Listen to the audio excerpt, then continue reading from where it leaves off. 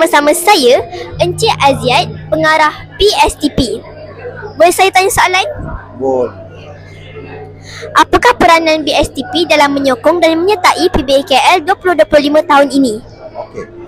Kita tahu bahawa PBAKL adalah merupakan satu pesta yang mana kita mengumpulkan semua industri-industri buku dalam melaksanakan penjualan buku.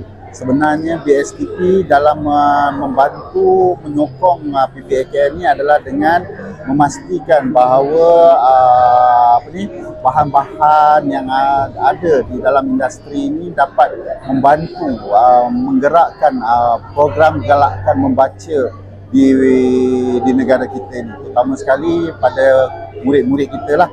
Ya, sebab BSTP berperanan untuk memastikan bahawa pembacaan berlaku dengan baik di peringkat sekolah. Jadi maknanya di sini bahawa dengan peranan BSTP ini adalah membantu memberi pandangan dan pendapat kepada PBAKL bagi memastikan industri-industri tahu apakah bahan-bahan yang baik untuk murid-murid kita membaca.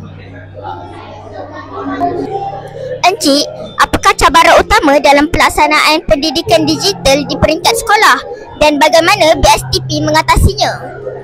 Okey, so BSTP adalah merupakan urus setia bagi pelaksanaan dasar pendidikan digital. Jadi secara tak langsung BTP dan BSTP memikirkan bagaimana cara untuk memastikan bahawa pelaksanaan digital di sekolah dilaksanakan. Terutama sekali kita tahu bahawa di sekolah-sekolah di negara kita ni ada banyak kengkangan, seperti terutama sekali dari sudut